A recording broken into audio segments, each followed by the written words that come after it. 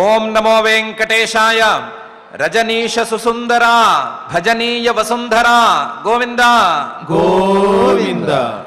గంగాతరంగసిత ఫేన కృతాంగరాగే సంగాళిభంగకరణేన సదాంతరంగే అంగావసంగకణపూత సురోత్తమాంగే భృంగాయతాం మమ మనోహరిపాద పద్మే అని నిత్యశుద్ధ బుద్ధముక్త స్వభావుడైన శ్రీ వెంకటేశ్వర స్వామి వారిని భక్తిగా ప్రార్థించుకుంటూ శ్రీమద్భాగవత మహాగ్రంథం యొక్క అధ్యయన కార్యక్రమాన్ని ఈ సాయంకాల వేళ మనం ప్రారంభించుకుందాము. ప్రారంభంలో యథాప్రకారం ప్రార్థనా శ్లోకాలను సంకల్ప వాక్యాలను చదువుకుని ఈ కార్యక్రమానికి మంగళాచరణం చేసుకుందాం. ఓం నమో వెంకటేశాయ. శ్రీ గురు ప్రార్థనా. గురుర్బ్రహ్మా గురుర్విష్ణు గురుర్దేవో మహేశ్వరః గురుః సాక్షాత్ పరం బ్రహ్మ తస్మై శ్రీ గురవే నమః. శ్రీనివాస ప్రార్థనా. శేషతల్ప విరక్తాయ శేషశైల నివాసినే శేషజీవానురక్తాయ శ్రీనివాసాయ తే నమః. అథ సంకల్పః. శ్రీమదాదివరాహ క్షేత్రే విరాజమానస్య నిత్యశుద్ధ బుద్ధ ముక్త స్వభావస్య లీలాగృహీత విగ్రహస్య శ్రీ పద్మావతీ జానేః అనుగ్రహేణ అస్మాకం సర్వేషాం బుద్ధిశుద్ధ్యర్థం విద్యాభివృద్ధ్యర్థం భక్తి జ్ఞాన వైరాగ్యాది తదనుకూల సర్వసంపత్ సమృద్ధ్యర్థం శ్రీ పరమేశ్వర ప్రీత్యర్థం శ్రీమద్భాగవత పాఠం కరిష్యామహే. అస్య శ్రీమద్భాగవత స్తోత్ర మహామంత్రస్య నారద ఋషిః బృహతి ఛందః శ్రీకృష్ణః పరమాత్మా దేవతా బ్రహ్మ బీజం భక్తిశక్తిః జ్ఞానవైరాగ్యే కీలకం అస్మాకం శ్రీమద్భగవత్ప్రసాదసిద్ధ్యర్థే పాఠే వినియోగః. ధ్యానం నారాయణాఖ్యఘనపాదపబద్ధదేహాం వ్యాసప్రవాళశుకకోరకసూతపుష్పాం లీలాకథావగత భూమయశస్సుగంధాం వల్లీమిమాం భజత భాగవతాభిధేయాం.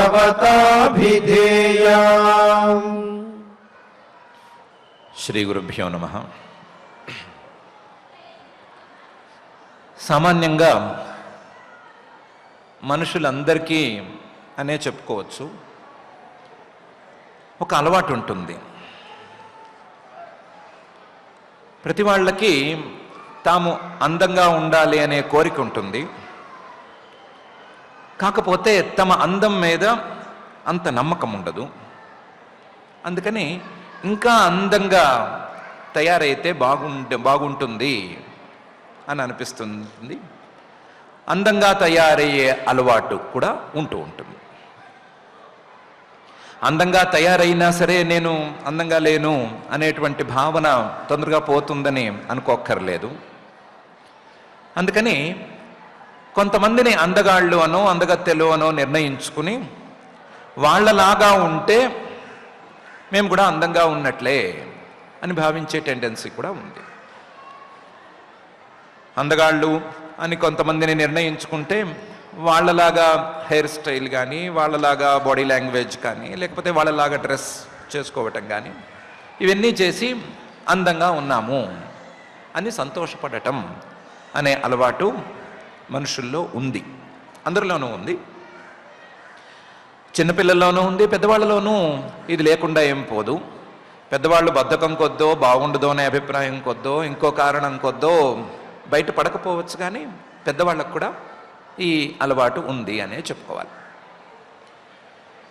ఈ అలవాటు ఈ రోజుది కాదు, ఏ రోజు నుంచో ఉన్నదే.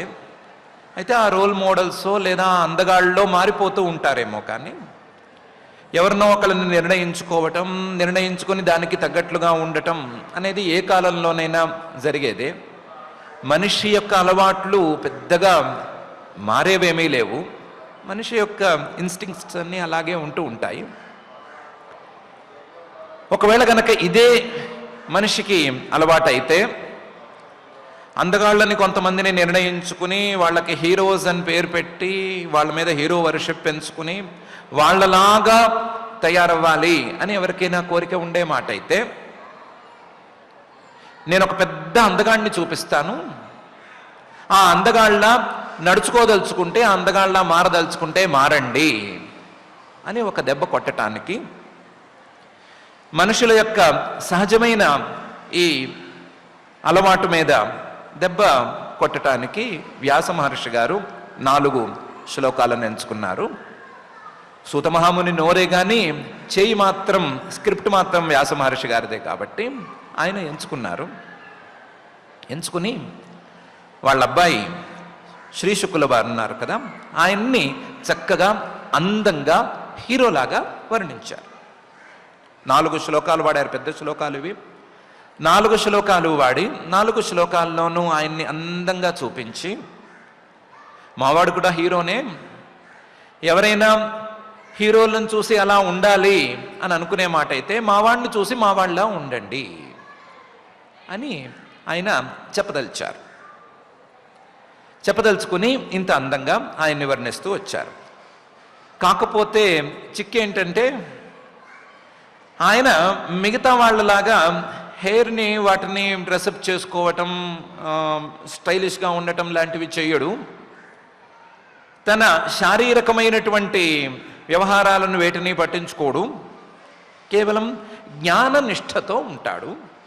జ్ఞాననిష్టతో ఉండేటువంటి మా హీరోని చూసి మీరు కూడా నేర్చుకునే మాట అయితే, ఆయనలా మారదలుచుకునే మాట అయితే మారిపోవచ్చు అని వ్యాస మహర్షి గారు స్పష్టంగా అంటున్నారు. విన్న తర్వాత మనసులో అనిపించవచ్చు, ఎవరి పిల్లలు వాళ్ళకి అందగాళ్ళు, వ్యాస మహర్షి గారికి వాళ్ళ అబ్బాయి శుకుడు అందగాడు, ఇంకొకళ్ళకి ఇంకోళ్ళ అబ్బాయి అందగాడు అని పేరు పెట్టి ఆయన్నే హీరోని చేయాల్సిన అవసరం ఏముంది? అసలు ఈ భాగవతంలో హీరో అంటే శ్రీకృష్ణుడు అవ్వాలి, కానీ శ్రీ శుకుల వారు హీరో ఎందుకు అవుతారు? ఇదేదో పుత్రప్రేమతో వ్యాస మహర్షి గారు చేస్తూ ఉండాలే తప్ప వేరే కారణం ఉన్నట్లు కనిపించట్లేదు అని లోపల నుంచి తన్నుకు రావచ్చు. కానీ వ్యాస మహర్షి గారు చెప్పదలుచుకుంది దానికంటే పై స్థాయి విషయం. ఆయన అంటున్నది, ఈ శ్రీ శుకుల వారు నా పిల్లవాడు అనేది పెద్ద విషయం కాదు. ఈ శ్రీ శుకుల వారు తన జ్ఞానంతో, పరమాత్మ తత్వజ్ఞానంతో పరమాత్మలో కలిసిపోయి పరమాత్మే అయిపోయాడు. అందుకనే స్వమరోత్తమాభం అని చెప్పాను. ఆ పదాన్ని జాగ్రత్తగా చూసుకోండి. స్వమరహ, అమరులలో, దేవతలలో, మృత్యువు లేనటువంటి వాళ్లలో ఉత్తముడైనటువంటి, మృత్యువుతో సంబంధమే లేనటువంటి పరమాత్ములాగా ఈయన భాషిస్తున్నాడు. పరమాత్ముడే ఈయన. పరమాత్మకు ఈయనకు పెద్ద తేడా ఏమీ లేదు. శరీరాలు ఏమన్నా తేడా ఉంటే ఉండాలి, కానీ వీళ్ళిద్దరికీ తేడా అనేది లేదు. స్వమరోత్తమాభం అని చెప్తున్నాను. కాబట్టి కృష్ణుడు హీరో అయితే ఆయన్నే ధ్యానిస్తూ ఆయన యొక్క వాస్తవ తత్వాన్ని మనసులో ఉంచుకుంటూ ఆ తత్వజ్ఞాన నిష్ఠతో ఉండేటువంటి శ్రీ శుకుల వారు కూడా హీరో అయి తీరాల్సిందే. కాబట్టి మా అబ్బాయి హీరో అనటంలో ఏమీ సందేహం అక్కర్లేదు అని వ్యాస మహర్షి గారు అంటున్నారు. సరే, పోతే పోయిందండి. హీరో అయితే అయ్యాడు మీ అబ్బాయి, పరమాత్మ ఒకడే అని ఒప్పుకుందాము. పరమాత్మను వర్ణించారు, శ్రద్ధగా విన్నాము. ప్రత్యేకించి ఇక్కడ మీ అబ్బాయిని వర్ణించటానికి కారణం ఏమిటి? మీ అబ్బాయిని ఇలాగే ఎందుకు వర్ణించారు? మా అబ్బాయి ఆదర్శ పురుషుడు అని చెప్పేస్తే మేము ఆదర్శంగా తీసుకునే వాళ్ళమే కదా, ఎందుకు ఇలా వర్ణించారు అని అడిగితే ఆయన సమాధానం చెప్పి తీరాలి. చాలామందికి కొన్ని భ్రమలున్నాయి. ఆ భ్రమల్లో తత్వజ్ఞానం కోసం చేసే ప్రయత్నం అన్నీ సవ్యంగా ఉన్నవాళ్ళు చేయవలసింది కాదు.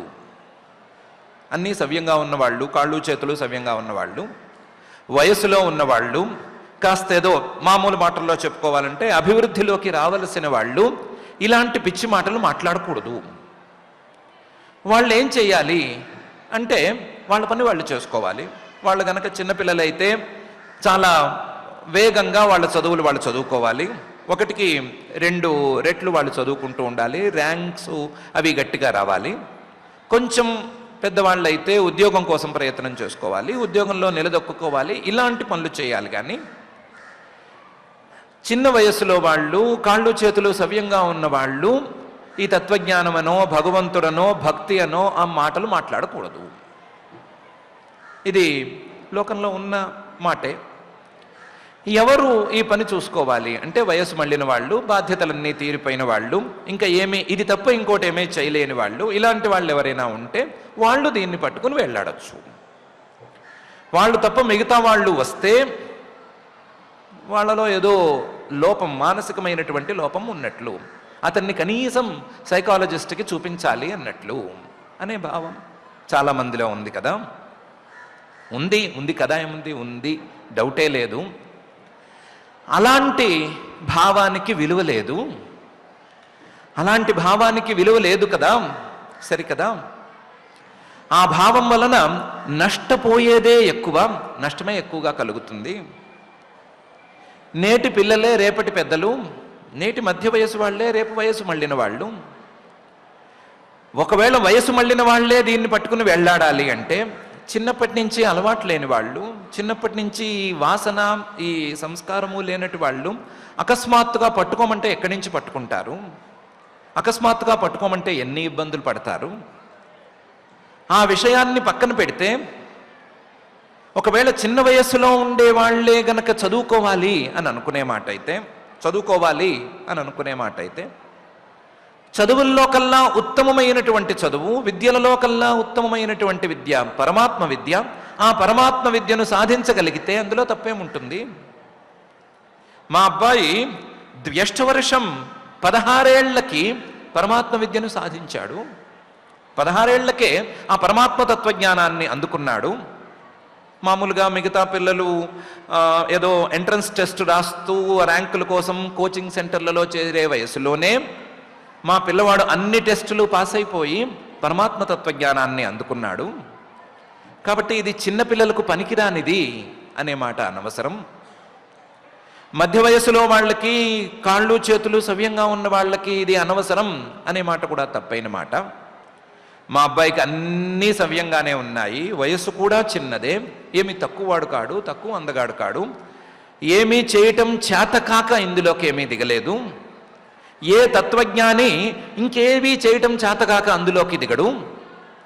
తత్వజ్ఞానాన్ని సాధించటమే అన్నిటికంటే కష్టమైన పని, తత్వజ్ఞానాన్ని స్థిరపరచుకోవటమే అన్నిటికంటే కష్టమైన పని.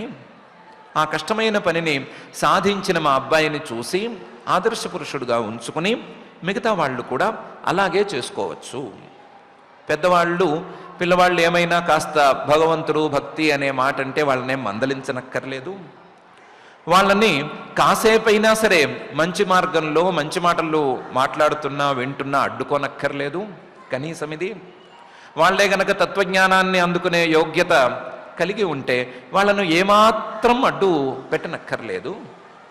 అడ్డు పెట్టకపోవటం కాదు, మా అబ్బాయిని శ్రీ శుకుల వారిని ఆదర్శంగా తీసుకుని అందరూ ఇదే విధంగా జ్ఞానాన్ని పొందాలి అని వ్యాస మహర్షి గారు చెప్పదలుచుకునే తం ద్వ్యష్టవర్షం అని మొదలుపెట్టి ఆయన యొక్క అంగాంగాలను, ఆయన యొక్క గుణగణాలను వర్ణిస్తూ వచ్చారు. వర్ణించుకుంటున్నారండి, మరి స్త్రీణాం మనోజ్ఞం అని చెప్పటం ఎందుకు? స్త్రీణాం మనోజ్ఞం, స్త్రీలకు చాలా అందంగా ఉన్నాడు, మనోహరంగా ఉన్నాడు, ఆయన చుట్టూ చాలామంది స్త్రీలు తిరుగుతున్నారు అని చెప్పటం ద్వారా ఏం చెప్పినట్లయింది? ఎందుకు అలా చెప్పారు అని అడిగితే వ్యాస మహర్షి గారు అంటారు, స్త్రీలకు ఈయన మనోజ్ఞుడుగా ఉన్నాడు. పదాలు జాగ్రత్తగా చూసుకోండి. స్త్రీణాం అయం మనోజ్ఞ, అంతే తప్ప స్త్రీలు కావాలి అని కోరుకున్నవాడు ఈయన కాడు. ఎంతోమంది తన వెంట పడుతున్నా, ఎన్నెన్నో సంపదలు, ఎన్నెన్నో లౌకికమైన సాంసారికమైన విషయాలు తన వెంట వస్తూ ఉన్నా సరే వాటన్నిటినీ కాదనుకుని పరమాత్మ కావాలి అని వెళ్ళినవాడు. అలా వెళ్ళినవాడు అని చెప్పడానికి స్త్రీణాం మనోజ్ఞం అని చెప్పాము, అంతే తప్ప వేరే అభిప్రాయం ఏమీ లేదు అని.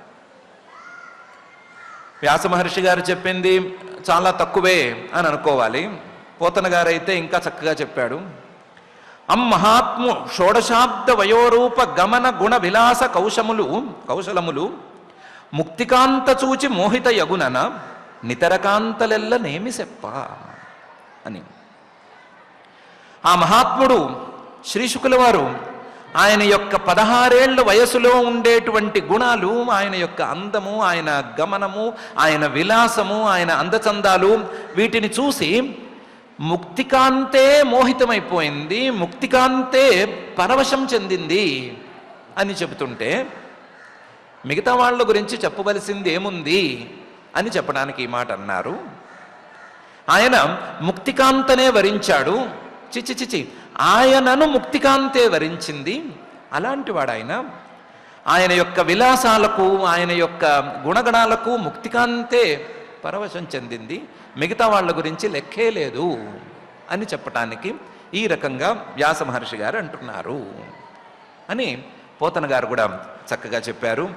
అటువంటి శ్రీ శుకుల వారు అందరికీ ఆదర్శంగా ఉండవలసినటువంటి వారు. ప్రతి ఒక్క మనిషి ఎప్పటికైనా సరే నేను శ్రీ శుకుల వారిలాగా కనీసం కించుకైనా సరే మారాల్సిందే అని అనుకోవలసిన వాడు, ఏమాత్రం అపేక్ష లేనటువంటి వాడు. పరీక్షిత్ గారు అక్కడ ప్రాయోపవేశం గంగానదీ తీరంలో చేస్తుంటే ఆ ప్రాయోపవేశం చేసేటువంటి స్థలానికి విచ్చేశారు. ఆయన విచ్చేసిన వెంటనే మహర్షులందరూ లేచి నుంచున్నారు. ఆశ్చర్యం, లేచి నుంచున్న మహర్షుల్లో ఆయన తండ్రి గారు వేదవ్యాస మహర్షి గారు ఉన్నారు, ఆయన తాతగారు పరాశర మహర్షి గారు కూడా ఉన్నారు.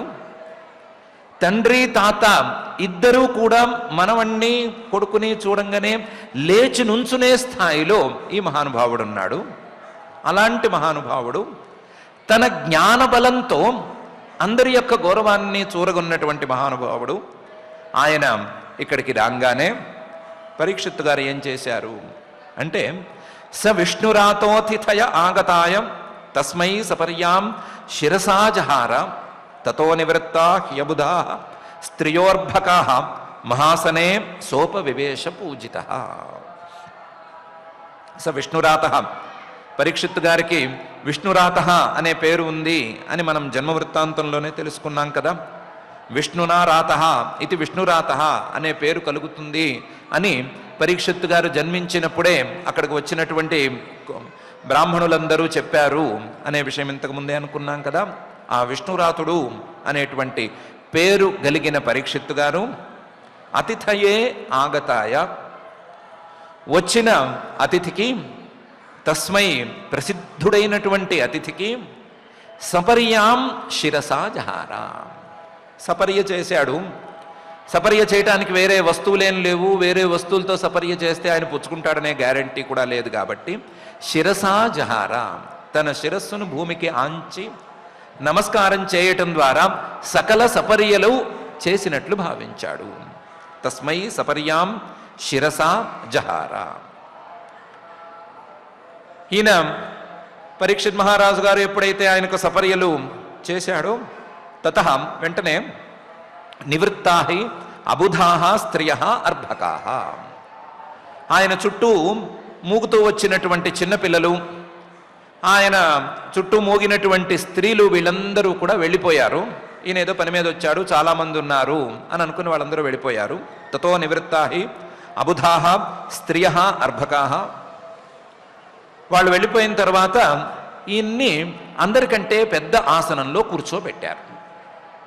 మహాసనే సోపవివేశ పూజిత, బాగా గౌరవించి నీవే మా అందరికంటే ఎత్తులో కూర్చోవాలి, నీవే మా అందరికంటే కూడా పై స్థానంలో కూర్చోవాలి అని అందరూ బలవంత పెట్టి ఆయన్ని పై స్థానంలో ఎత్తుగా కూర్చోబెట్టారు. మహాసనే సోపవివేశ పూజిత.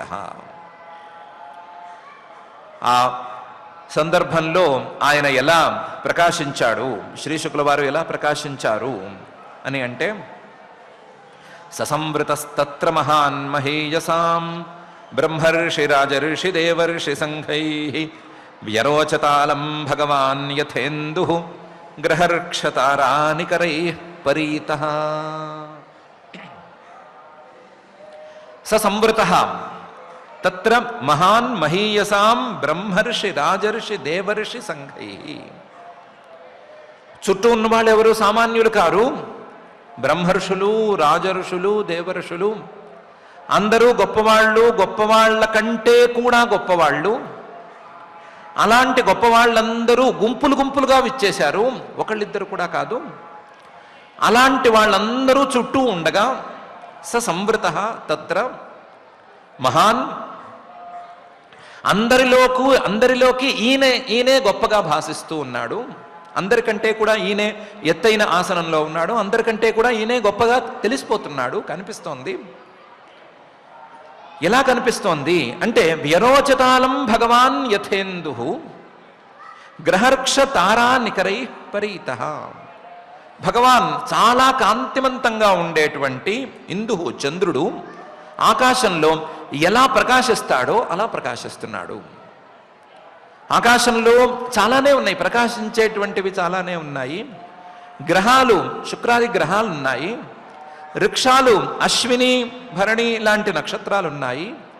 తారకలు అంటే చిన్న చిన్న నక్షత్రాలు, ఇవన్నీ ఉన్నాయి. ఇవన్నీ ఉన్నా సరే వీటన్నిటికంటే అందంగా గొప్పగా చూడదగ్గ స్థితిలో చంద్రుడు కనిపిస్తాడు కదా.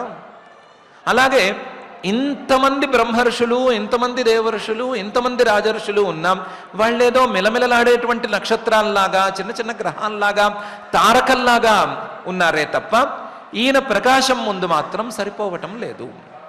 అంత స్థాయిలో ప్రకాశవంతంగా చంద్రుడిలాగా ఆహ్లాదకరంగా అందరికంటే ఎక్కువగా ఈయన ప్రకాశించాడు. చుట్టూ ఉన్నవాళ్ళు వెలవెలపోయేటట్లుగా ప్రకాశించాడు. వ్యరోచతాలం భగవాన్ యథేందుః గ్రహర్క్ష తారా నికరైః పరీతః. ఏమి ఈయనలో అంత విశేషం అంటే ప్రశాంతమాసీన మకుంఠమేధసం మునిం నృపో భాగవతోభ్యుపేత్య ప్రణమ్య మూర్ధ్నా అవహితః కృతాంజలి నత్వా గిరా సోనృతయా అపృచ్ఛత్. ఈయనలో ఉండే విశేషం ఏమి అంత విశేషం అంటే ప్రశాంత, మనసులో ప్రశాంతతను నింపుకున్నవాడు. మనసులో చిన్నపాటి అలజడి కూడా లేదు.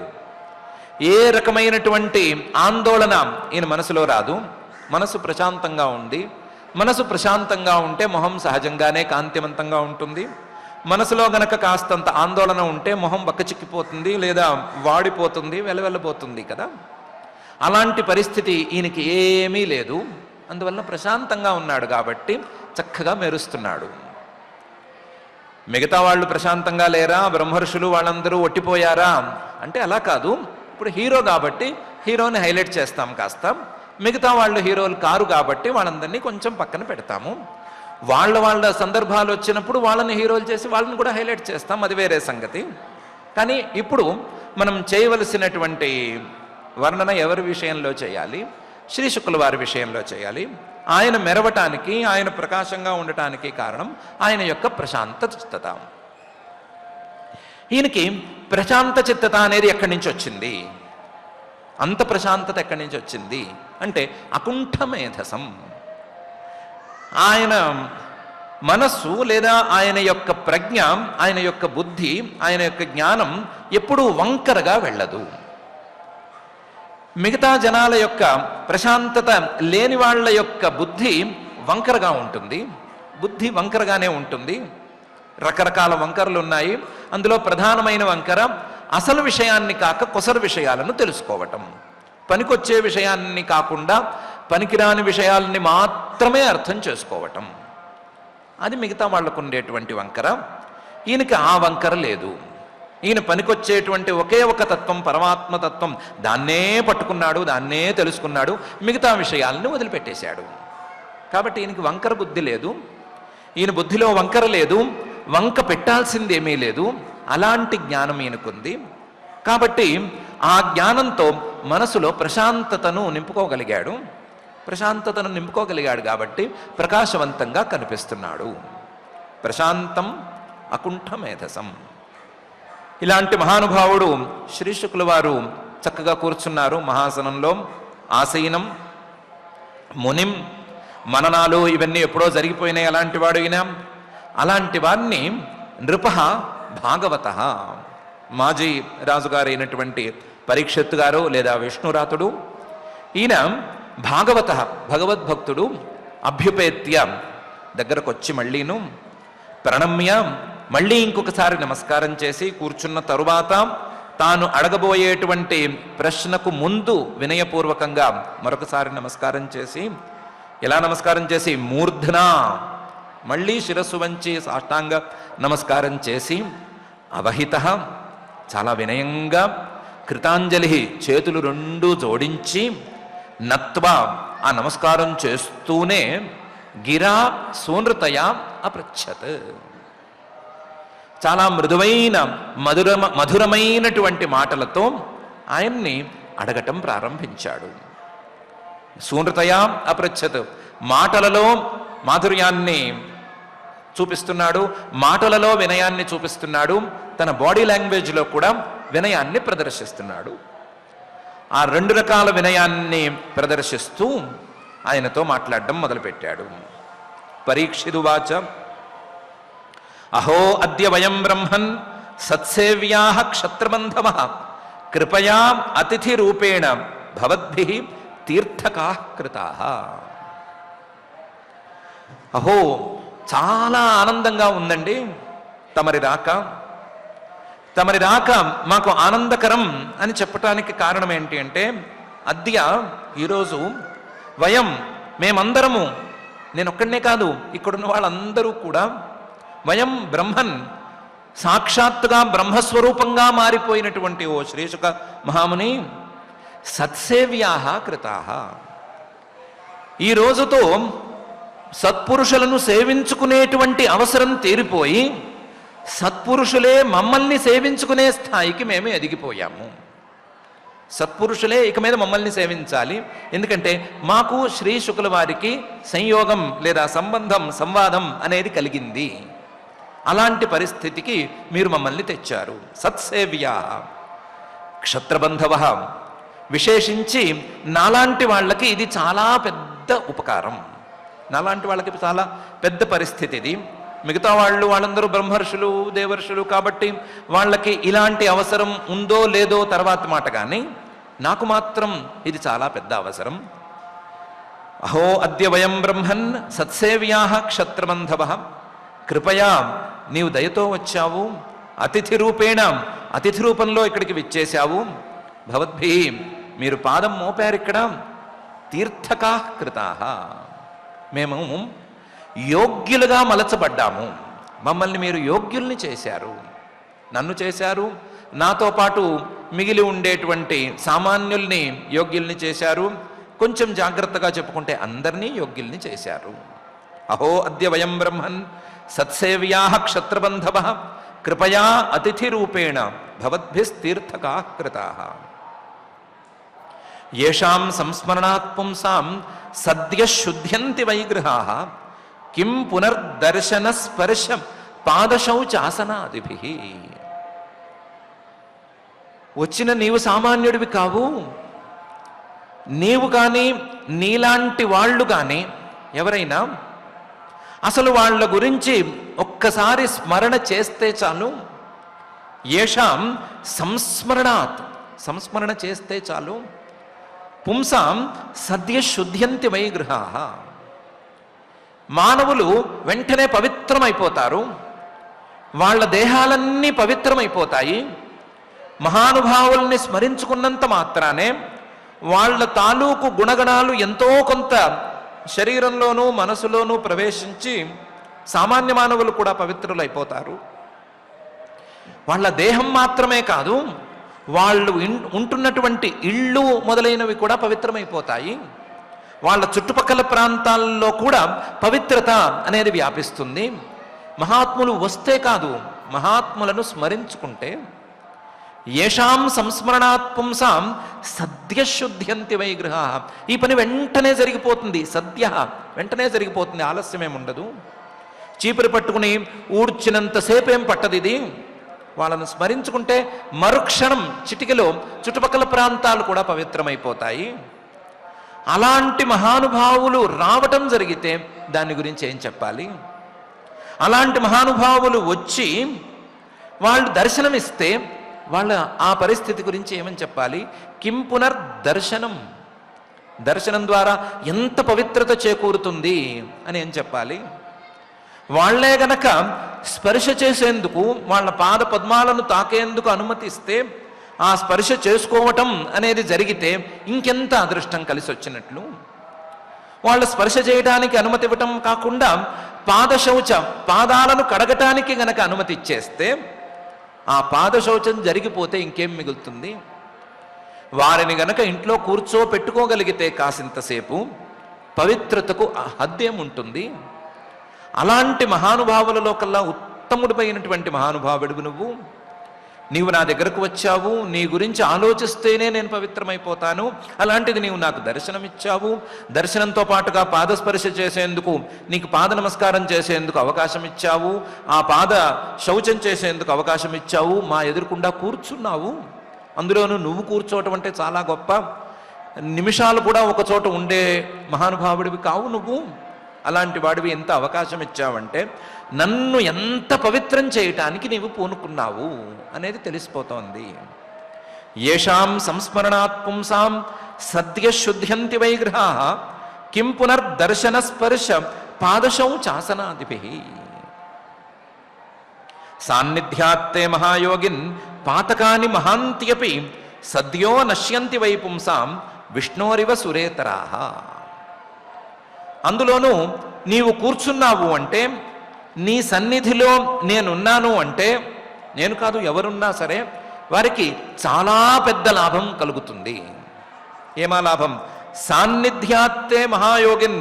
ఓ మహాయోగి, నీవు గనక నీ సాన్నిధ్యాన్ని ప్రసాదించినట్లయితే ఆ సాన్నిధ్యంతో మహాంతి పాతకాని అపి, మనుషులు చేసుకున్నటువంటి మహాపాతకాలు, మహాపాపకాలు కూడా, మహాపాపాలు కూడా, చెప్పుకోరాని పాపాలు కూడా సద్యో నశ్యంతి, వెంటనే నశించిపోతాయి. నీవు గనక నీ సాన్నిధ్యాన్ని ప్రసాదిస్తే, నీ సన్నిధిలో ఉంటే, నీవు మాట్లాడక్కర్లేదు, ఏమీ చేయక్కర్లేదు, నీ సన్నిధి తగిలితే, నీ గాలి సోకితే మాకుండేటువంటి పాపాలన్నీ, సామాన్యమైన పాపాలు కాదు, మహాపాపాలన్నీ కూడా వెంటనే నశించిపోతాయి. ఇది నాకే కాదు, పుంసాం ఎవరికైనా జరిగేటువంటి మాట. ఎంత స్థాయిలో అంటే విష్ణోరివ సురేతరాః. శ్రీమన్మహావిష్ణువు యొక్క సాన్నిధ్యమే గనక ఎక్కడైనా ఉండే మాట అయితే అక్కడి నుంచి రాక్షసులందరూ పారిపోవటం అనేది ఎంత ఖచ్చితంగా జరుగుతుందో, రాక్షసులు కనీసం ఉండటానికి కూడా ఇష్టపడకుండా ఎలా ఉంటారో అలాగే నీవున్న చోట పాపాలు ఉండటానికి ఇష్టపడకుండా ఉంటాయి. పాపాలు వెంటనే నశించిపోతాయి. శ్రీమన్ మహావిష్ణువే గనక హృదయంలో కొలువై ఉంటే సురేతరాహ ఆసుర భావాలు ఎలాగైతే తొలగిపోతాయో అలాగే నీవు గనక సన్నిధిలో ఉంటే, నీ సాన్నిధ్యంలో ఎవరైనా ఉంటే వారికి పాపాలు వెనువెంటనే నశించిపోతాయి. సాన్నిధ్యాత్తే మహాయోగిన్ పాతకాని మహాంత్యపి సద్యో నశ్యంతి వై పుంసాం విష్ణోరివ సురేతరాహ. ఇలాంటి మహానుభావుడివి నువ్వు. నీలాంటి మహానుభావుడు ఈ సమయంలో ఇక్కడికి ఎందుకు వచ్చాడు అనేది నా ప్రశ్న. ఇంత యాదృచ్ఛికంగా ఇలాంటి సంఘటన జరిగేందుకు అవకాశం లేదు. అపిమే భగవాన్ ప్రీత కృష్ణ పాండుసుత ప్రియ పైతృశ్వసేయ ప్రీత్యర్థం తద్గోత్రస్యాత్త బాంధవ. నిన్ను ఆ శ్రీకృష్ణ పరమాత్మే ఇక్కడికి పంపించాడు. ఆ శ్రీకృష్ణ పరమాత్మ ఎందుకు పంపించాడు? నేను ఏం చేశానని, నేను ఏమి సపర్యలు చేశానని, నేను ఏం పూజ, ఏం ధ్యానం, ఏం నోము, ఏం వ్రతం చేశానని నాకు పంపించాడు. అపిమే భగవాన్ ప్రీత, నా మీద ఏమైనా ప్రేమతో పంపించాడా? నేనంటే సహజంగా ఉండేటువంటి ప్రేమతో పంపించాడా అని అనిపిస్తోంది. అపిమే భగవాన్ ప్రీత కృష్ణ, నా మీద ప్రేమ కలగటానికి నేనేమీ చేసింది లేదు. అందువలన కృష్ణ పాండుసుత ప్రియ, మా తాతగారులంటే ఆయనకి చాలా ఇష్టం. మా తాతగారులంటే ఇష్టం కాబట్టి వాళ్ళ మనవడు ఇప్పుడు ప్రాయోపవేశం చేశాడు. ఆ ప్రాయోపవేశం చేసినప్పుడు ఇప్పుడు వచ్చిన బ్రహ్మర్షులు, దేవర్షులు వీళ్ళందరూ చాలలు, నా స్వరూపమైనటువంటి శుకయోగీంద్రుడు అక్కడికి చేరాలి అనేటువంటి ప్రేమతో పంపించాడు. అపిమే భగవాన్ ప్రీత కృష్ణ కృష్ణ పాండుసుత ప్రియ. పోనీ కృష్ణుడు పాండుపుత్రుల్ని ఎందుకు ఇష్టపడాలి? పాండవుల్ని కృష్ణుడు ఎందుకు ఇష్టపడాలి అంటే బహుశా పైతృశ్వసేయ ప్రీత్యర్థం. తన తండ్రికి చెల్లెలు వరుస అవుతుంది కుంతి గారు. ఆ చెల్లెలు కొడుకులు వీళ్ళు, అంటే తనకు బావ వరుసలయ్యేవాళ్ళు, మేనత్త బిడ్డలు వీళ్ళు. తన మేనత్త బిడ్డల మీద ఆయనకి ప్రేమ ఉండాలి. ఆ ప్రేమే నా మీద కూడా ప్రసరించి ఉండాలి. ఆ ప్రేమతోనే నిన్ను పంపించి ఉండాలి. అంతే తప్ప నేను చేసిన పుణ్యానికి ఫలితంగా నువ్వు వచ్చావనేటి మాత్రం కల్లా అది మాత్రం జరిగేది కాదు. ఏం పుణ్యం చేసుకున్నా నువ్వు వచ్చేందుకు ఛాన్స్ లేదు. నా మీద సహజంగా ఏర్పడిన ప్రేమతో శ్రీకృష్ణ పరమాత్మ నిన్ను పంపించాలి. పంపిస్తే నీలాంటి వాడు ఇక్కడికి రావాలి. అపిమే భగవాన్ ప్రీత కృష్ణ పాండుసుత ప్రియ పైతృశ్వసేయ ప్రీత్యర్థం తద్గోత్రస్య ఆత్మబాంధవ. మాకు వారికి బాంధవ్యం ఉంది, మాకు వారికి బంధుత్వం ఉంది, మేము చుట్టాలు అనేటువంటి ప్రేమతో పంపించి ఉండాలే తప్ప మరొక కారణంతో నిన్ను పంపించాడని కానీ, ఏ కారణం లేకుండా నువ్వు వచ్చావని కానీ నేను అనుకోవటం లేదు అని పరీక్షిత్ గారు శుకయోగీంద్రుడితో అన్నాడు. అపిమే భగవాన్ ప్రీత కృష్ణ పాండుసుత ప్రియ పైతృశ్వసేయ ప్రీత్యర్థం తద్గోత్రస్యాత్త బాంధవ. ఎందుకు ఇంత చెప్తున్నావు?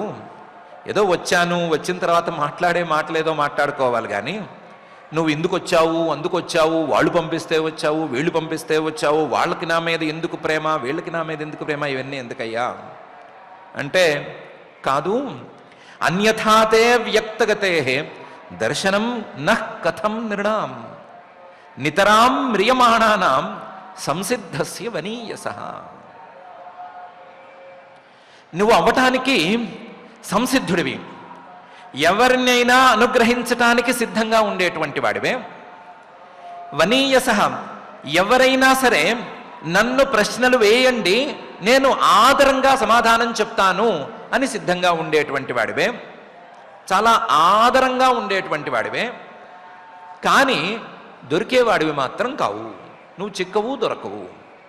ఎందుకు? అవ్యక్తగతే. నువ్వు ఎక్కడ తిరుగుతావో, ఎక్కడికి వెళతావో, ఏ రోజు ఎక్కడ ఉంటావో ఎవరికీ తెలియదు, ఎవరికీ అర్థం కాదు. అసలు నీ గతి ఎవ్వరికీ అర్థం కాదు. నీవు ఎక్కడ ఉన్నావు అనే విషయం కూడా ఎవరికీ తెలియదు. అవ్యక్తగతే దర్శనం నః కథం నృణాం అన్యథా. మాలాంటి వారికి నీలాంటి అవ్యక్తగతి అయినటువంటి మహాత్ముడి యొక్క దర్శనం అనేది వేరే రకంగా ఎలా జరుగుతుంది? అన్యథా ఇప్పుడు అనుకున్న శ్రీకృష్ణ పరమాత్మ యొక్క ప్రేమ కాకుండా మరొక కారణంతో నీ దర్శనం అనేది ఎలా లభిస్తుంది? నీ దర్శనం అవ్యక్తగతే దర్శనం. అవ్యక్తమైనటువంటి గతి చాలా లోతైన పదంతో ఉండేటువంటిది ఇది. అవ్యక్తమైనటువంటి గతి నీది. అలాంటి నీ యొక్క దర్శనం సామాన్య మానవులకి మాకు ఎక్కడి నుంచి కలుగుతుంది?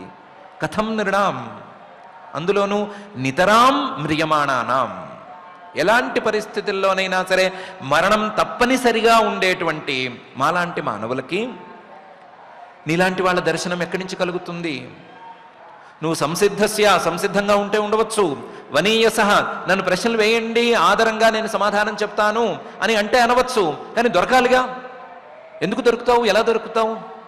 ఈరోజు ఇంత పని జరిగింది అంటే, నువ్వు దొరికావు, కూర్చున్నావు అంటే దానికి కారణం మాత్రం ఆ పరమాత్మకు మా మీద ఉండేటువంటి ప్రేమే అని నేను అర్థం చేసుకుంటున్నాను అని పరీక్షిత్తు గారు అంటున్నారు.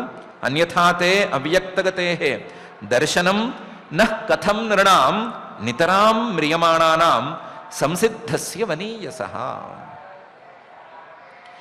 నీవు ఎవరైనా సరే ప్రశ్నలు వేస్తే ఆదరంగా సమాధానం చెప్పేవాడివి కదా.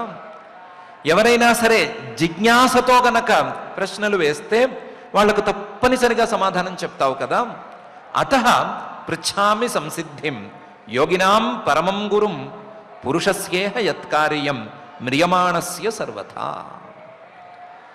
నువ్వు సంసిద్ధంగా ఉన్నావు కాబట్టి నీవు ప్రశ్నలు వేసేవారికి ఆదరంగా సమాధానం చెప్తావు కాబట్టి, అందులోనూ మా ఎదురుకుండా తాపిగా కూర్చుని ఉన్నావు కాబట్టి నిన్ను అడుగుతున్నాను. అతః పృచ్ఛామి సంసిద్ధిం. ఏమడుగుతున్నాను? మానవులకి, నేను నాతో కలిసినటువంటి మిగతా మానవులు అందరికీ కూడా సంసిద్ధిం, సిద్ధి హేతువు ఏంటి అని అడుగుతున్నాను.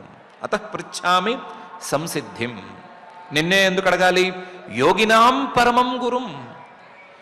యోగం అంటే కర్మయోగం తీసుకున్నా, భక్తి యోగం తీసుకున్నా, లేకపోతే హఠయోగం లాంటి యోగం తీసుకున్నా, యోగాభ్యాసాన్ని తీసుకున్నా, జ్ఞానయోగాన్ని తీసుకున్నా, యోగ నిష్ఠను తీసుకున్నా, దేన్ని తీసుకున్నా సరే ఆ యోగం ఉన్న వాళ్ళందరికీ కూడా పరమ గురువు నువ్వు. అందరికంటే పై స్థాయిలో ఉండేటువంటి వాడివి నువ్వు. యోగినాం పరమం గురుం.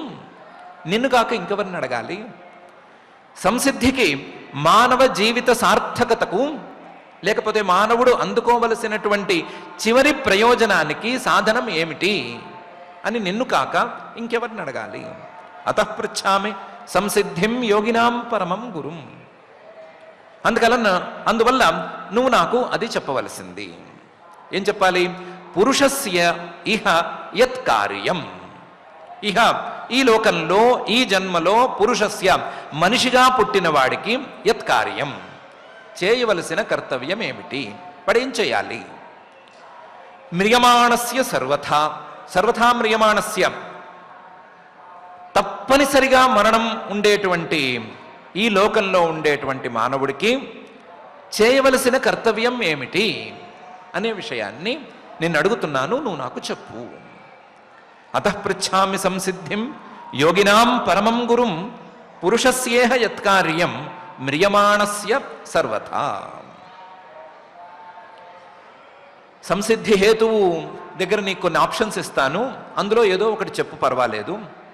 యత్ శ్రోతవ్యం అథో జప్యం యత్ కర్తవ్యం నృభిః ప్రభో స్మర్తవ్యం భజనీయం వా బ్రూహి యద్వా విపర్యయం. యత్ శ్రోతవ్యం, వినవలసింది ఏమిటి? వినవలసింది ఏమైనా ఉందా? అథో జప్యం, వినటం ఏమీ లేదు, జపం చేసుకుంటూ ఉండాలి అని చెప్తావా? ఆ జపం ఏమిటి? దాని విధానం ఏంటి? దాని గురించి అయినా చెప్పాలి కదా. యత్ కర్తవ్యం, ఈ రెండు కాదు, నిరంతరం ధర్మాచరణలో మునిగి ఉండాలి అంటావా? పోనీ అదైనా. నృభిః, మనుషులు అందరికీ వర్తించేటట్లుగా వాళ్ళు చేయవలసినటువంటి కర్తవ్యాన్ని తేల్చి దయచేసి చెప్పు. ఎందుకంటే ప్రభో, నువ్వు సమర్థుడివి కాబట్టి నువ్వు చెప్పాలి, మేం వినాలి. స్మర్తవ్యం, ఇలా కాదు, నిరంతరం ఆ పరమాత్మను స్మరించుకుంటూ ఉండాలి అని చెప్తావా? చెప్పు. భజనీయం వా, లేదా పరమాత్మనే సేవించుకుంటూ ఉండాలి, పరమాత్మనే చేరుతూ ఉండాలి, చేరుకోవటానికి ప్రయత్నం చేసుకుంటూ ఉండాలి అంటావా? పోనీ అదైనా చెప్పు. భజనీయం వా బ్రూహి, ఏదో ఒకటి తేల్చి చెప్పు. శ్రోతవ్యం, జప్యం, కర్తవ్యం, స్మర్తవ్యం, భజనీయం, ఏదైనా సరే పర్వాలేదు చెప్పు. యద్వా విపర్యయం, ఇలా కాదు వినకూడనివి ఏమిటి అనైనా చెప్పు. లేదా జపం చేయకూడదు, ఏ విషయం మీద మళ్ళీ మళ్ళీ ఆలోచన చేయకూడదు అది చెప్పు. లేదా ఏమి చేయకూడదు అని నిషేధాల గురించి చెప్పు, డోంట్స్ గురించి చెప్పు. లేదా ఇవే విషయాల గురించి ఆలోచించకూడదు అనైనా చెప్పు. లేకపోతే ఎవరిని సేవించకూడదు, ఏ విషయాలను పట్టుకోకూడదు అనైనా చెప్పు. డూస్ అయినా చెప్పు, డోంట్స్ అయినా చెప్పు, ఏదో ఒకటి చెప్పు. యత్ శ్రోతవ్యం అథో జప్యం, యత్ కర్తవ్యం నృభిః ప్రభో, స్మర్తవ్యం భజనీయం వా బ్రూహి యద్వా విపర్యయం అని పరీక్షిత్ గారు శుకమహాముని గారితో అన్నారు. ఏంటి ఇంత కూర్చున్నానో లేదో ఇలా పట్టేసుకుంటున్నావు, పీక పట్టుకున్నట్టు ప్రశ్నలు వేస్తున్నావు, అందులోనూ ఆప్షన్స్ ఇచ్చేసి తొందరగా చెప్పు అంటున్నావు, ఏమంత తొందర, ఎందుకంత హడావిడి పడుతున్నావు అంటే, హడావిడి నా విషయంలో కాదు నీ విషయంలో పడాలి. నూనం భగవతో బ్రహ్మన్ గృహేషు గృహమేధినాం నలక్ష్యతే హ్యవస్థానం అపి గోదోహనం క్వచిత్. నిన్ను నమ్మటానికి వీల్లేదు, కూర్చున్నావు కదా కాసేపు ఇక్కడ ఉంటావు అని ఎవరూ నమ్మకూడదు, వెంటనే లేచి వెళ్ళిపోతావు, ఎవరిని పట్టించుకోవు నువ్వు. నేనేదో దండం పెడుతున్నానో అడుగుతున్నానో ఇవేం పట్టించుకోకుండా లేచి వెళ్ళిపోయే స్వభావం నీకుంది. నూనం భగవతో బ్రహ్మన్, నీకుండేటువంటి అలవాటు ప్రకారం చూస్తే, బ్రహ్మస్వరూపుడు అయినటువంటి నీకుండేటువంటి అలవాటు చూస్తే, గృహమేధినాం గృహేషు, గృహస్థుల ఇళ్లలో కనీసం నలక్ష్యతే హ్యవస్థానం అపి గోదోహనం క్వచిత్. ఎంతటి వాళ్ళ ఇళ్లలోనైనా సరే, ఎంత గొప్ప వాళ్ళ ఇళ్లలోనైనా సరే, ఆవు పాలు ఒక్కసారి పితికేంత వరకు కూడా ఉండటం అనేది ఇంతవరకు లేదు. ఆవు పాలు ఆ పొదుగు నుంచి పైనుంచి గిన్నెలోకి పడటం అనేది ఎంతసేపట్లో జరుగుతుందో అంతసేపు కూడా నువ్వు ఒక చోట ఉండవు, అలా ఉండేవాడివి కావు నువ్వు. కాబట్టి ఇప్పుడు కూర్చున్నవాడు కూర్చున్నట్టే మాయమైనా మాయమవ్వచ్చు, లేచి చక్కా పోవచ్చు, ఏమైనా జరగచ్చు. నీవు ఉండేటువంటి క్షణకాలమైనా సరే సద్వినియోగం చేసుకుని నీ నోట్లోంచి ఒక మాట వినాలి అనేటువంటి ఆశతో అడుగుతున్నాను. నా హడావిడి అది, నీ గురించే నా తపన. నువ్వు ఎప్పుడైనా వెళ్ళిపోతావు, ఆవు పాలు పితికేంత వరకు కూడా ఒక చోట ఉండవు. ఒక చోట ఉండటం అనేది నీ స్వభావమే కానే కాదు, కాబట్టి కంగారు పడుతున్నాను అని పరీక్షిత్ గారు చెప్పాడు. నూనం భగవతో బ్రహ్మన్ గృహేషు గృహమేధినాం నలక్ష్యతే హ్యవస్థానం అపి గోదోహనం క్వచిత్ అని. అందుకని నీవు ఎంతసేపు ఉండదలుచుకుంటే అంతసేపు ఇక్కడ ఉండు, ఉన్న కాసేపట్లో నాకు మాత్రం తేల్చి చెప్పేసేయి. నాతో పాటు నా వెనకాల చాలామంది మానవులు ఉన్నారు, వాళ్ళందరికీ కూడా కలిపి చెప్పేసేయి అని పరీక్షిత్ గారు శ్రీ శుకుల వారిని అడిగారు. ఇలా అడిగిన తర్వాత శ్రీ శుకుల వారు ఏం చేశారు అనే మాటను సూతుడు చెప్తున్నాడు. ఏవం ఆభాషిత పృష్ట స రాజ్ఞాశ్లక్ష్ణయా గిరా ప్రత్యభాషత ధర్మజ్ఞో భగవాన్ బాదరాయణి. ఏవం ఆభాషిత, ఈ రకంగా రాజుగారు, మాజీ రాజుగారు పరీక్షిత్ గారు అడిగారు. ఆ అడగటం అనేది చాలా మధురంగా అడిగారు, వినయంగా అడిగారు. ఆ అడగటంతో ఇంతటి శ్రీశుకుల వారు కూడా ఆహా ఇలాంటి వాడికి చెప్పాలి, ఇంత శ్రద్ధగా ఉండేవాడికి, ఇంత శ్రద్ధగా వినాలి అనేటువంటి తపనతో ఉండేవాడికి మనం చెప్పి తీరాలి అని అనుకునేటట్లుగా అడిగారు. అనుకున్నట్లుగానే శుకమహాముని గారు అభిముఖులైపోయారు, చెప్పాల్సిందే అనే నిర్ణయానికి వచ్చారు. ప్రశ్న కూడా చాలా స్పష్టంగా ఉంది, సౌకర్యవంతంగా ఉంది. తేల్చి చెప్పమని, ఒకే ఒక విషయాన్ని తేల్చి చెప్పమని అడిగాడు. 10 రకాలుగా ప్రశ్నలు వేయలేదు, ఒకే ప్రశ్న, సంసిద్ధి హేతువు ఏమిటి అని ఒకే ఒక ప్రశ్న కూడా చాలా చక్కగా ఉంది. సరాజ్ఞా శ్లక్ష్ణయాగిరాం, అడిగిన ప్రశ్న కూడా చాలా మధురంగా ఉంది, మాట కూడా చాలా మధురంగా ఉంది, వినయపూరితంగా ఉంది. అందుకని కేవలం ఈ కారణంతో ప్రత్యభాషత, శ్రీశుకుల వారు తిరిగి మాట్లాడాడు. లేకపోతే మిగతా వాళ్ళు ఎంత బలవంత పెట్టినా, రాళ్ళేసి కొట్టినా, పీక పట్టుకుని అడిగినా సరే సమాధానం చెప్పే టైప్ కాదు ఈయన. రాజుగారి కంఠంలో ఉండేటువంటి వినయానికి లొంగి, ఆయన అడిగినటువంటి విషయంలో ఉండేటువంటి తత్వానికి లొంగి ఆయన తిరిగి మాట్లాడాడు ప్రత్యభాషత. ఎందుకంటే ధర్మజ్ఞ, ఆయన ధర్మాన్ని బాగా ఎరిగినవాడు. ధర్మం అంటే మామూలు ధర్మం కాదు, పరమాత్మ స్వరూపమైనటువంటి నిజమైన ధర్మాన్ని తెలుసుకున్నవాడు ఆయన. అందుకని ఆ పరమాత్మ స్వరూపాన్ని ఎవరైనా అడిగితే, నిజంగా అడిగితే చెప్పడానికి సంసిద్ధంగా ఉంటాడు ధర్మజ్ఞ. భగవాన్ ఆయన పూజనీయుడు. అన్నిటినీ మించి బాదరాయణి, ఆయన వ్యాస మహర్షి గారి కొడుకు. ఎంత కాదన్నా తండ్రి లక్షణాలు కొన్ని వస్తాయి. వ్యాస మహర్షి గారికి పాపం జీవితం మొత్తం ఇదే పని ఏంటంటే ఎప్పటికప్పుడు ఎవరికో ఒకరికి ఏదో ఒక ఉపదేశం చేస్తూనే ఉండటమే. ఉపదేశం వినేవాళ్ళు ఉంటే ఉపదేశం చేయటం, వినేవాళ్ళు లేకపోతే దాన్ని గ్రంథస్థం చేసి తర్వాతి తరాలకి అందిస్తూ ఉండటం. ఆ పనే పాపం పెట్టుకున్నాడు ఆయన, వేరే పనే పెట్టుకోలేదు. అలాంటి వేదవ్యాస మహర్షి గారికి పిల్లవాడు. ఎంతైనా తండ్రి లక్షణాలు వచ్చి తీరుతాయి. కాబట్టి ఎవరైనా అడిగితే, శ్రద్ధగా అడిగితే, వినయంగా అడిగితే సమాధానం చెప్పి తీరుతాడు. కాబట్టి ప్రత్యభాషత. తండ్రి లక్షణాలు పుణికిపుచ్చుకోవటం వలననో, లేకపోతే పరీక్షిత్ గారి వినయం నచ్చటం వలనో, లేదా అడిగిన విషయంలో ఉండేటువంటి తత్వం మీద ఉండే శ్రద్ధ వలననో శ్రీశుకులు వారు మాట్లాడటం మొదలుపెట్టారు. ఏవమాభాషిత పృష్ట స రాజ్ఞాం శ్లక్ష్ణయా గిరా ప్రత్యభాషత ధర్మజ్ఞ భగవాన్ బాదరాయణి అని సూతమహాముని గారు చెప్పారు. ఏం మాట్లాడారు అనే విషయాన్ని మాత్రం ఇక్కడ కట్ చేసేశారు. ఇక్కడ కట్ చేసి ఈ స్కంధాన్నే ఇక్కడికి ఈ అధ్యాయంతో సహా పూర్తి చేసేశారు. ఈ శ్లోకంతో ఈ 19వ అధ్యాయంతో సహా స్కంధము కూడా పూర్తి అయిపోయింది. ఇది శ్రీమద్భాగవతే పారమహంస్యాం సంహితాయాం ప్రథమస్కంధే శుకాగమనం నామ 19వ ఇది ప్రథమస్కంధ సమాప్త అని సమాప్తి చేసేశారు. ఏం మాట్లాడాడు అనే విషయం తెలుసుకోవటానికి మనకి ఇంకా 11 స్కంధాల గ్రంథం ఉంది. ఆ గ్రంథంలో చూసుకోవచ్చు. ఏం మాట్లాడాడు అని తెలుసుకోవటానికి ఇప్పటికి 800 మాత్రమే అయినాయి. కాబట్టి ఇంకా కూడా 17,000 పైచిలుకు శ్లోకాల గ్రంథం సిద్ధంగా ఉంది, అందులో చూసుకోవచ్చు. ఏం మాట్లాడాడు అనటానికి శ్రీశుకుల వారు చేసేటువంటి, మనం వినటానికి కూడా చాలా రావలసిన పరిస్థితిలో ఉండే ఉపదేశాలు చాలానే ఉన్నాయి. వాటిని జాగ్రత్తగా మనం విని తెలుసుకోవచ్చు.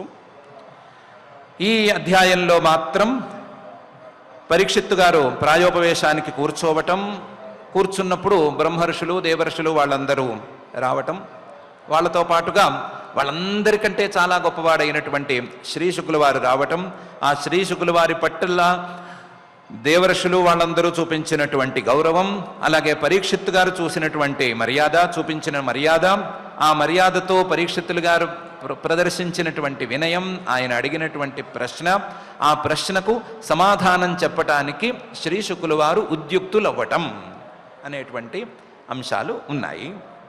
ప్రథమ స్కంధం పూర్తి అయిపోయింది కాబట్టి ప్రథమ స్కంధంలో ఉండేటువంటి విషయాలను ఒక్కసారి మనం పోతన గారి వాక్యాల్లో పరిశీలించుకుంటే, నైమిషారణ్య వర్ణనంబును శౌనకాదుల ప్రశ్నంబును సూతుండు నారాయణ కథా సూచనంబు సేయుటయు వ్యాస చింతయు నారదాగమనంబును నారదుని పూర్వకల్ప వృత్తాంతంబును పుత్రశోకాతురయైన ద్రుపదరాజనందనకు అర్జునుండు అశ్వత్థామనుందెచ్చి యొప్పించి గర్వపరిహారంబు సేయించి విడిపించుటయు భీష్మ నిర్యాణంబును ధర్మనందును రాజ్యాభిషేకంబును గోవిందుని ద్వారకాగమనంబును విరాట కన్యకా గర్భ విద్యమానుండైన యర్భకు నశ్వత్థామ బాణాసనంబు వలనం బాపి విష్ణుండు రక్షించుటయు పరీక్షిజ్జన్మంబును గాంధారీ ధృతరాష్ట్ర నిర్గమంబును నారదుండు ధర్మరాజునకు గాల సూచనంబు సేయుటయు కృష్ణ నిర్యాణంబు విని పాండవులు మహాపథంబునం జనుటయు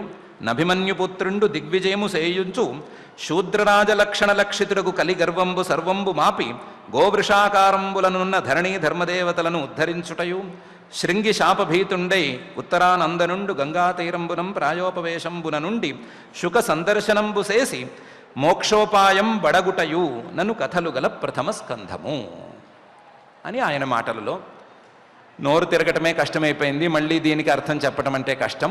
ఇంతవరకు ఏం జరిగింది అనేది సంగ్రహంగా ఆయన చెప్పారు. ప్రథమ స్కంధంలో నైమిషారణ్య వర్ణనంతో మొదలుపెట్టి పాండవులు వాళ్ళ యొక్క రాజ్యాభిషేకం, ఆ తర్వాత జరిగినటువంటి పరిణామాలు, పరీక్షిత్ గారికి రాజ్యం రావటం, రాజ్యం వచ్చిన తర్వాత పరీక్షిత్ గారు చక్కగా రాజ్యం చేయటం, కలిని నిగ్రహించటం, ఆ తర్వాత ఒక యాక్సిడెంట్కి లోనయ్యి ఆయన శాపాన్ని పొందటం, ఆ శాపంతో ఆయన ప్రాయోపవేశానికి పూనుకోవటం, శ్రీశుకుల వారు రావటం, శ్రీశుకుల వారు చెప్పటానికి అంగీకరించటం అనేటువంటి మంగళంతో ఈ ప్రథమ స్కంధం పూర్తయిపోయింది.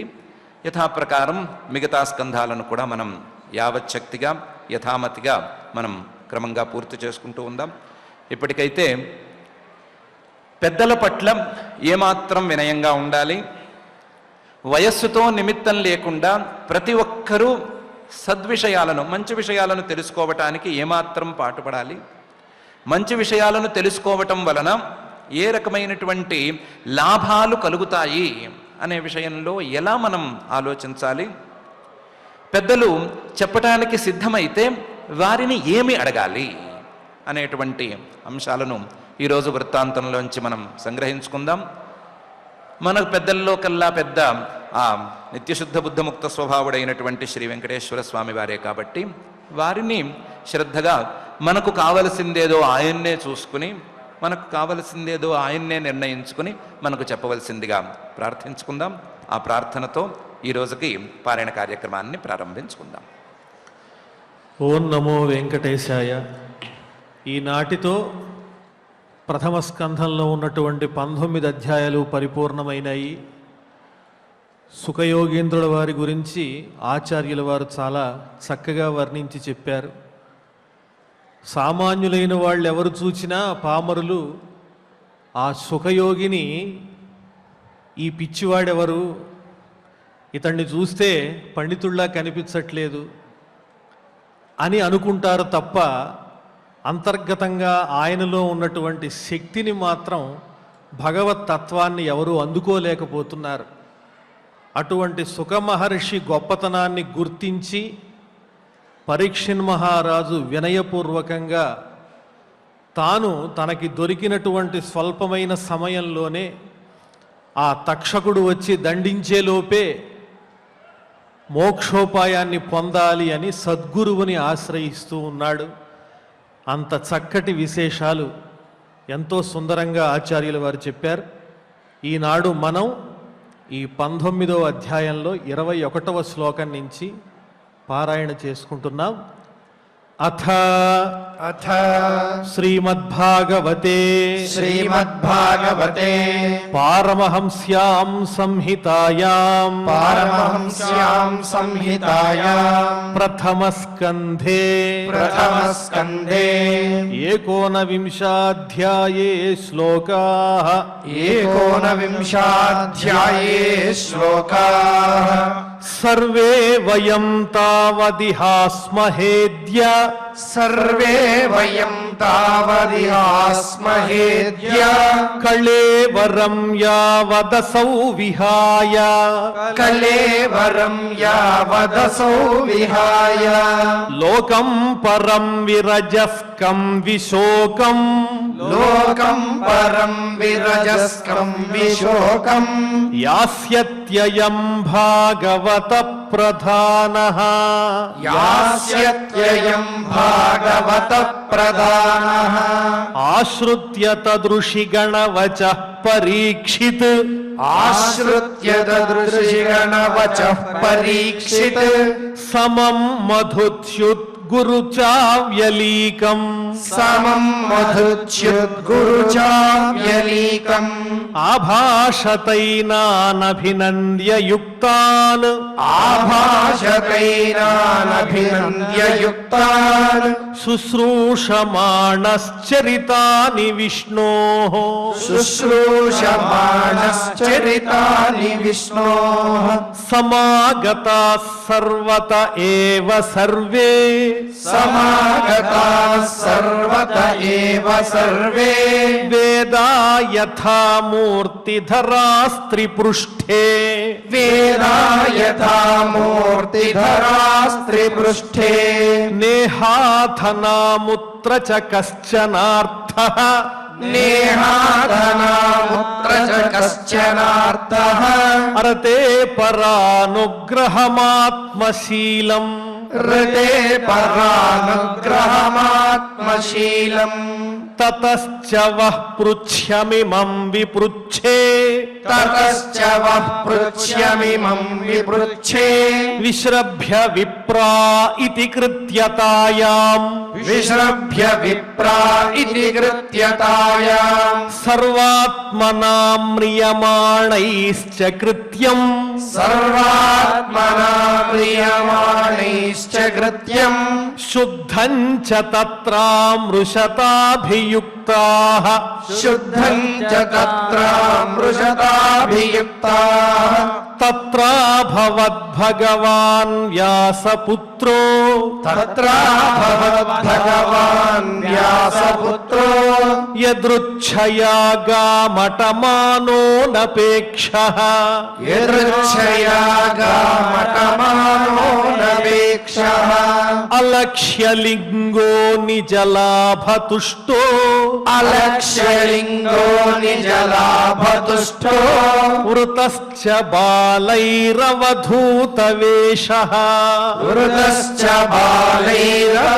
బాలైరవధూతవేషః తంద్యష్టవర్షం సుకుమారపాద తం ద్యష్టవర్షం సుకుమారపాద కరోరుబాహ్వం సకపోలగాత్రం కరోరుబాహ్వం సకపోలగాత్రం తం ద్యష్టవర్షం సుకుమారపాద కరోరుబాహ్వం సకపోలగాత్రం తం ద్యష్టవర్షం సుకుమారపాద కరోరుబాహ్వం సకపోలగాత్రం చార్వాయతాక్షోన్నసతుల్యకరణ చార్వాయతాక్షోన్నసతుల్యకర్ణ శుభ్రవాననంకంబు సుజాతకంఠం శుభ్రవాననం కంబు సుజాతకంఠం చార్వాయతాక్షోన్నసతుల్యకర్ణ శుభ్రవాననం కంబు సుజాతకంఠం చార్వాయతాక్షోన్నసతుల్యకర్ణ శుభ్రాననం కంబు సుజాతకంఠం నిగూఢజత్రుం పృథుతుంగవక్షసం నిగూఢజత్రం పృథుతుంగవక్షసం ఆవర్తనాభిం వలివల్గూదరంచ ఆవర్తనాభిం వలివల్గూదరంచ దిగంబరం వక్త్రవికీర్ణకేశం దిగంబరం వక్త్రవికీర్ణకేశం ప్రలంబబాహుం స్వమరోత్తమాభం ప్రలంబబాహుం స్వమరోత్తమాభం శ్యామం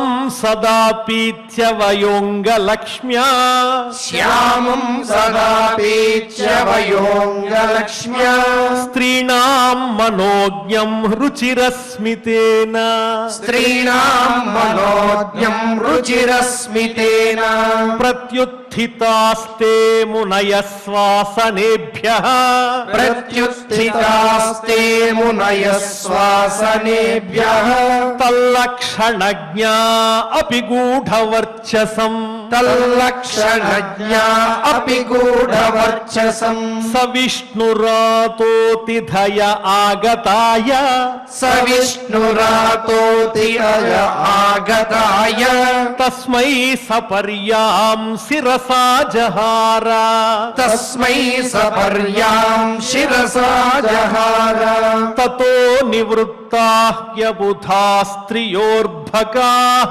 తతో నివృత్తా హ్యబుధా స్త్రియోర్భకాః మహాసనే సోపవివేశ పూజితః మహాసనే సోపవివేశ పూజితః ససంవృతస్తత్ర మహాన్ మహీయసాం ససంవృతస్తత్ర మహాన్ మహీయసాం బ్రహ్మర్షి రాజర్షి దేవర్షి సంఘైః బ్రహ్మర్షి రాజర్షి దేవర్షి సంఘైః వ్యరోచతాళం భగవాన్ యథేందుః వ్యరోచతాళం భగవాన్ యథేందుః గ్రహర్క్షతారానికరైః పరీతః గ్రహశతారానికరైః పరీతః ప్రశాంతమాసీనమకుంఠమేధసం ప్రశాంతమాసీనమకుంఠమేధసం మునిం నృపో భాగవతోభ్యుపేత్య మునిం నృపో భాగవతోభ్యుపేత్య ప్రణమ్య మూర్ధ్నావహితః కృతాంజలిః ప్రణమ్య మూర్ధ్నావహితః కృతాంజలిః నత్వా గిరాసూ నృతయాన్వపృచ్ఛత్ నత్వా గిరాసూ నృతయాన్ వపృచ్ఛత్ పరీక్షిదువాచ పరీక్షుదువాచ అహో అద్య వయం బ్రహ్మన్ అహో అద్య వయం బ్రహ్మన్ సత్సేవ్యాః క్షత్రబంధవః సత్సేవ్యాః క్షత్రబంధవః కృపయాతిథిరూపేణ కృపయాతిథిరూపేణ భవద్భిస్తీర్థకాః కృతాః భవద్భిస్తీర్థకాః కృతాః యేషాం సంస్మరణాత్ పుంసాం యేషాం సంస్మరణాత్ పుంసాం సద్యః శుద్ధ్యంతి వై గృహాః సద్యః శుద్ధ్యంతి వై గృహాః కిం పునర్దర్శన స్పర్శ కిం పునర్దర్శన స్పర్శ పాదశౌచాసనాదిభిః పాదశౌచాసనాదిభిః కిం పునర్దర్శన స్పర్శ పాదశౌచాసనాదిభిః కిం పునర్దర్శన స్పర్శ పాదశౌచాసనాదిభిః సాన్నిధ్యాత్తే మహాయోగిన్ సాన్నిధ్యాతే మహాయోగిన్ పాతకాని మహాంత్యపి పాదకాని మహాంత్యపి సద్యో నశ్యంతి వై పుంసాం సద్యో నశ్యంతి వై పుంసాం విష్ణోరివ సురేతరాః విష్ణోరివ సురేతరాః అపి మే భగవాన్ ప్రీతః అపి మే భగవాన్ ప్రీతః కృష్ణః పాండుసుత ప్రియః కృష్ణః పాండుసుత ప్రియః పైతృష్వసేయ ప్రీత్యర్థం పైతృష్వసేయ ప్రీత్యర్థం తద్గోత్రస్యాత్తబాంధవః తద్గోత్రస్యాత్తబాంధవః అన్యథా తే వ్యక్తగతేః అన్యథా తే వ్యక్తగతేః దర్శనన్నః కథం నృణాం దర్శనం నః కథం నృణాం నితరాం మ్రియమాణానాం నితరాం మ్రియమాణానాం సంసిద్ధస్య వనీయసః సంసిద్ధస్య వనీయసః అతః పృచ్ఛామి సంసిద్ధిం అతః పృచ్ఛామి సంసిద్ధిం యోగినాం పరమం గురుం యోగినాం పరమం గురుం పురుషస్యేహ యత్కార్యం పురుషస్యేహ యత్కార్యం మ్రియమాణస్య సర్వథా మ్రియమాణస్య సర్వథా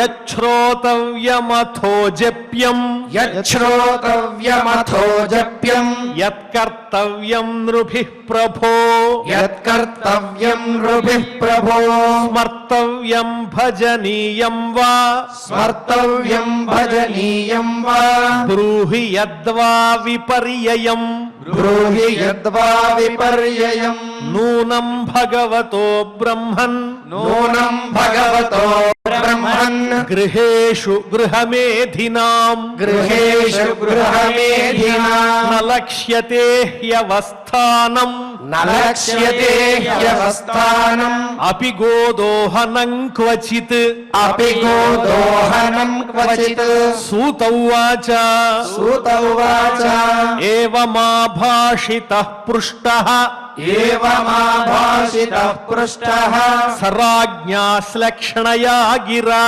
సరాజ్ఞా శ్లక్ష్ణయా గిరా ప్రత్యభాషత ధర్మజ్ఞో ప్రత్యభాషత ధర్మజ్ఞో భగవాన్ బాదరాయణిః భగవాన్ బాదరాయణిః ఇది శ్రీమద్భాగవతే ఇది శ్రీమద్భాగవతే పారమహంస్యాం సంహితాయాం పారమహంస్యాం సంహితాయాం ప్రథమస్కంధే ప్రథమస్కందే శుకాగమనం నామ శుకాగమనం నామ ఏకోనవింశోऽధ్యాయः ఏకోనవింశోऽధ్యాయः ఇది ప్రథమస్కంధः సమాప్తः ఇది ప్రథమస్కందః సమాప్తః. ఓం నమో వెంకటేశాయ.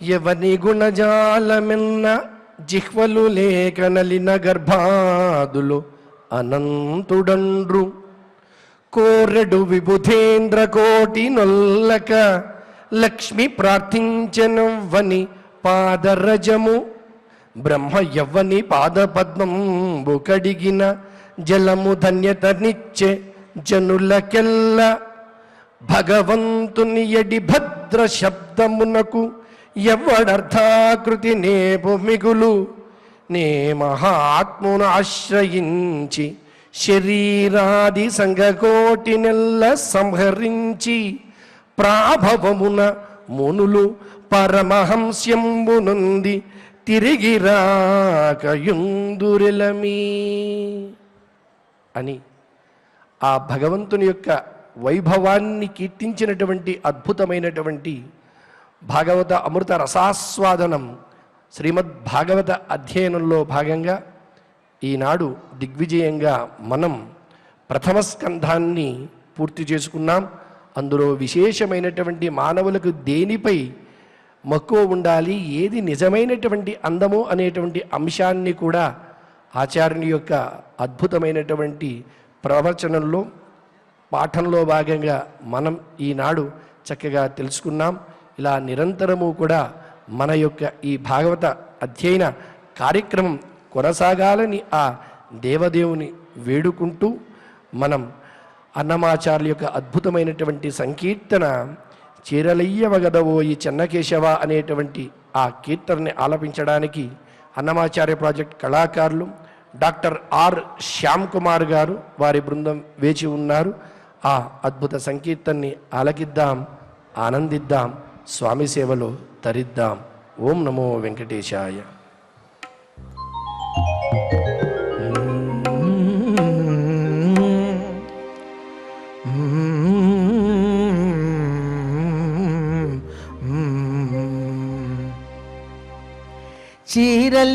చీరలియగదవోయే చెన్నకేశవ చీరలియగదవోయే చెన్నకేశవ చూడు చారడేసి కన్నులవో చెన్నకేశవ చీరలియగదవోయే చెన్నకేశవ చూడు చారడేసి కన్నులవో చెన్నకేశవ చీరలియగదవోయే చెన్నకేశవ.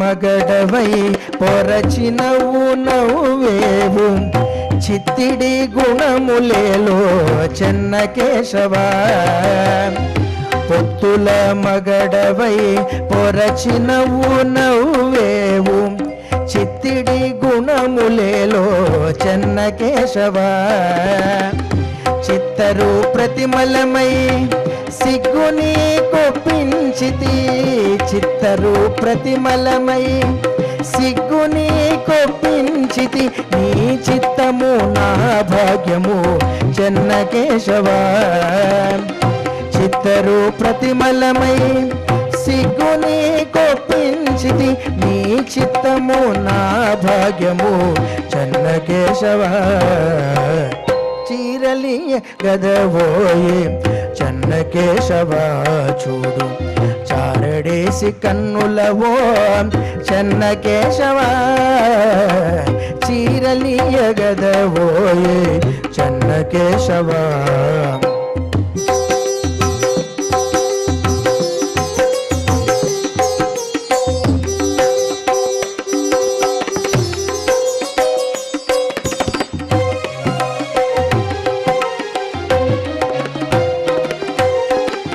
ఎమ్మెలకు జౌవనాన ఇంత గగనం మితిమి చిమ్మబోయి నీ కరుణ చెన్న కేశవ ఎమ్మెలకు జౌవనాన ఇంత గగనం మితిమి చిమ్మబోయి నీ కరుణ చెన్న కేశవ కమ్మటి నవ్వేవు మాతో కడలేదు నీ ఆశ కమ్మటి నవ్వేవు మాతో కడలేదు నీ ఆశ చిమ్ము చెంబవో చెన్న కేశవ కమ్మటి నవ్వేవు మాతో కడలేదు నీ ఆశ చిమ్ము చెమటలవో చెన్న కేశవ చీరలియ గదవోయే చెన్న కేశవ చూడు చారడేసి కన్నులవో చెన్న కేశవ చీరలియ గదవోయే చెన్న కేశవ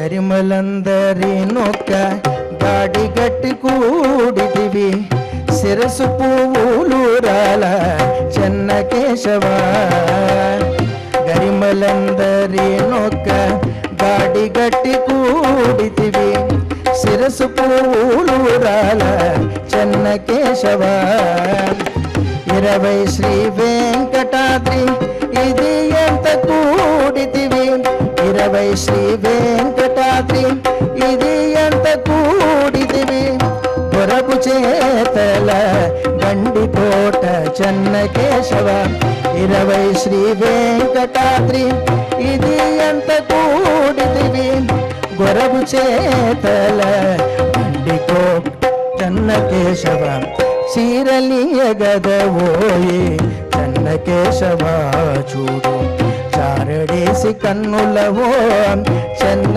కేశవ చీరలియ గదవోయే చెన్న కేశవ చూడు చారడేసి కన్నులవో చెన్న కేశవ చీరలియ గదవోయే చెన్న కేశవ చీరలియ గదవోయే చెన్న కేశవ చీరలియ గదవోయే చెన్న కేశవ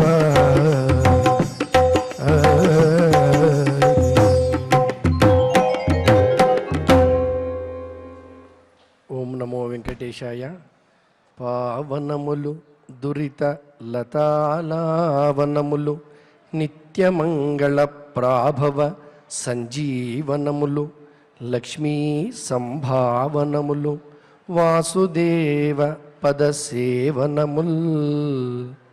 నిరంతరము ఆ వాసుదేవ పదసేవ చేసేటువంటి భాగ్యం మనకు కలుగజేయమని, అది శ్రీమద్ భాగవత అధ్యయనం ద్వారా ఆ ఆత్మతత్వాన్ని తెలియజేయమని మరొక్క మారు మనందరం కూడా ఆ భగవంతుని చరణ కమలాలను వేడుకుంటూ మనందరం యథావిధిగా నేడు కూడా క్షమాప్రార్థన దగ్గర నుంచి మంగళాంతం వరకు భక్తితో శ్రద్ధగా శ్లోకాలను పఠిస్తూ మంగళాంతంగా నేటి అధ్యయన కార్యక్రమానికి పరిసమాప్తిని పలుకుదాం. అథ క్షమా ప్రార్థనా యదక్షరపదభ్రష్టం మాత్రాహీనం చ యద్భవేత్ తత్సర్వం క్షమ్యతాం దేవ నారాయణ నమోస్తుతే.